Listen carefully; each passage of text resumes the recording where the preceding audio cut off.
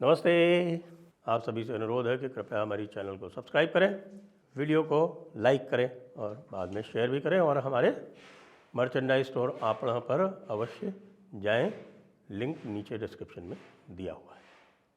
आज my Lord's ने अपने सेक्युलरिज्म का पूरा नमूना पेश कर दिया है। जी हाँ, आज जैसा कि आपको पता है कि प्लेसेस ऑफ वर्शिप एक्ट में सुनवाई थी, जिसमें हम लोग भी इंटरवीनर हैं, इसलिए एज इंटरवीनर मैं बहुत ज़्यादा इस पर और कुछ नहीं कह सकता। लेकिन हाँ, ये बात अवश्य है कि थोड़ा बहुत हमें बहुत सरप्राइज़ इसलिए हुआ क्योंकि जो प्लेसेस ऑफ वर्शिप एक्ट के वायरस को चैलेंज किया गया है वो हिंदू पक्ष द्वारा किया गया है और उस वायरस के चैलेंज के विरोध में जो लोग आए हैं उनको स्टे ग्रांट कर दिया गया।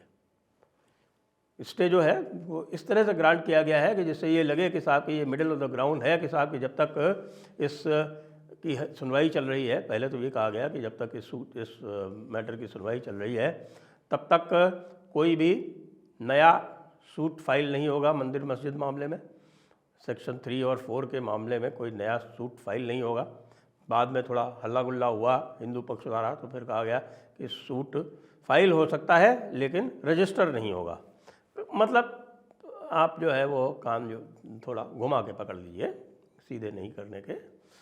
तो दूसरा ये कहा गया कि जो पेंडिंग सूट्स हैं उसमें कोई इफेक्टिव और फाइनल ऑर्डर और इंटरिम ऑर्डर नहीं होगा, इंक्लूडिंग ऑन सर्विस। यानी जो भी पेंडिंग सूट्स हैं उसमें जो और सर्वे होने हैं उनके ऊपर आदेश नहीं होगा। लॉजिक ये है कि साहब कि हमारे पास पहले ही ऑर्डर 7 रूल 11 की एक मथुरा वाली और काशी वाली जो है वो दोनों पिटिशन्स पेंडिंग हैं। तो जब तक हम उसको डिसाइड नहीं कर लें तो बीच में और यदि आदेश होते जाएंगे, यहाँ तक कि जस्टिस विश्वनाथन ने ये भी कहा कि साहब lower courts cannot run a race with the supreme court, whatever that means.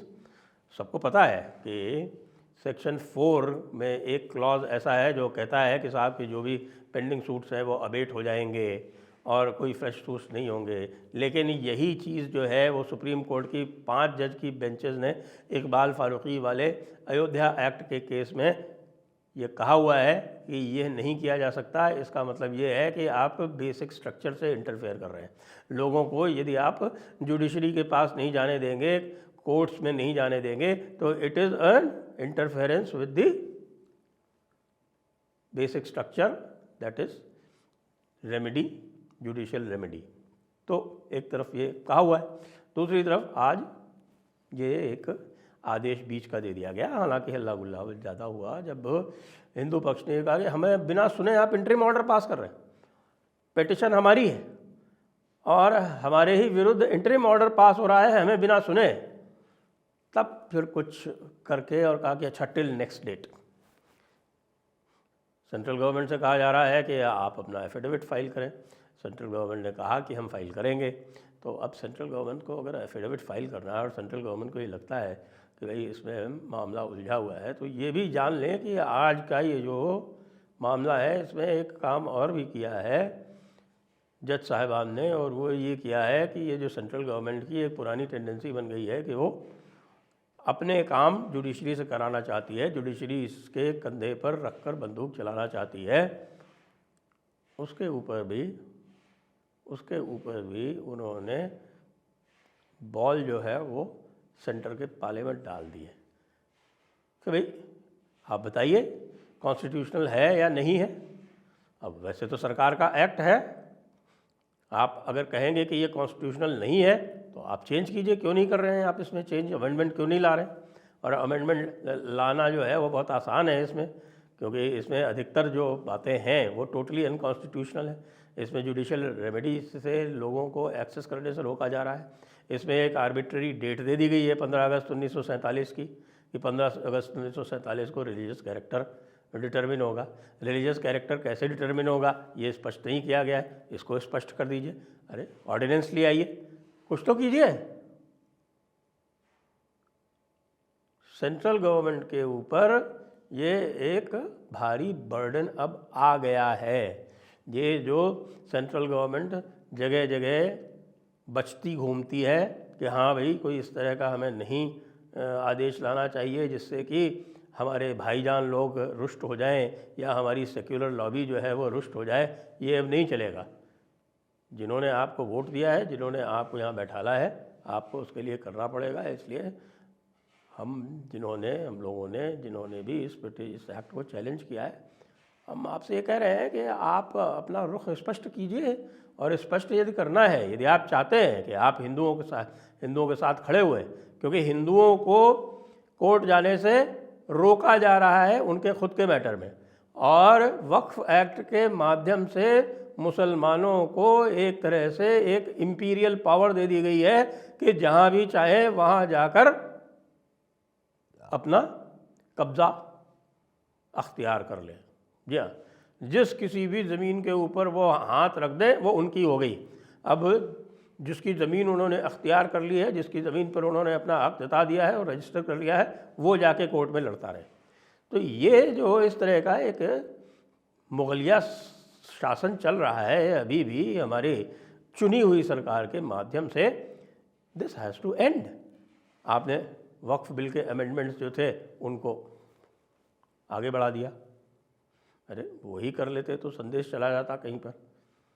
तो मैं तो ये कहूँगा कि भाई सरकार को इस पे जो है विशेष ध्यान देना पड़ेगा। इस तरह से फिर लोग जो हैं वो आपकी बातें जो हैं, और आप कहते हैं कि साहब कि आप मेजॉरिटी के हितों के लिए लड़ रहे हैं, मेजॉरिटी ने आपको बनाया है पार्टी में, और आप मेजॉरिटी के जो बेसिक हित हैं उनको नहीं सुरक्षित रख सकते, तो फिर आप सोचिए कि फिर मेजॉरिटी में गुस्सा होना या आपसे मोह भंग होना वो अनिवार्य है।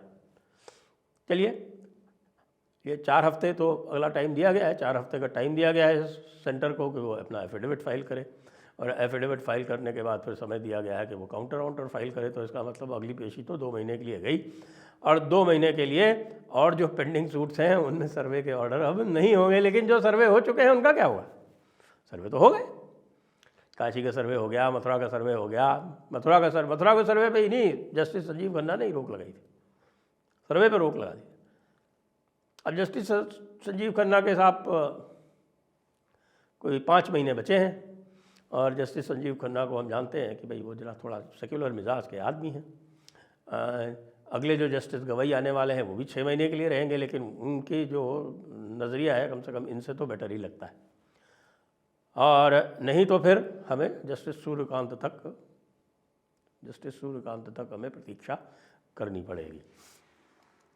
अजीब सी बात ये भी है कि प्लेसेस ऑफ वर्शिप एक्ट को तो इन्होंने बोर्ड पे ले लिया, लेकिन जब वक्फ एक्ट को चैलेंज करने गए थे और उसके बाद फिर वक्फ एक्ट के विरुद्ध कोई 100 पिटिशन्स दायर हो गई, और प्राइमा फेसी दिखता है कि वक्फ एक्ट जो है वो कितना बायस्ड है, जहाँ पर आपको जो बेसिक सिद्धांत है न्याय का कि भाई हियरिंग का, कि बिना सुने आप किसी के विरुद्ध कोई फैसला नहीं कर सकते, वो बेसिक सिद्धांत भी जिसमें वायलेटेड है, उस तक को सुप्रीम कोर्ट ने पहले तो लिया नहीं, कहा हाई कोर्ट में जाओ। और हाई कोर्ट में जब 100 पिटिशन इकट्ठी हो गई और कहा जाके कि भाई आप इसको जब है ये सुप्रीम कोर्ट में ले लीजिए, क्योंकि नीचे जो है वो 100 पिटिशन हो गई हैं तो अलग अलग हाई कोर्ट्स में, तो कहा कि नहीं कभी किसी एक हाई कोर्ट से कोई फैसला आ जाने दीजिए।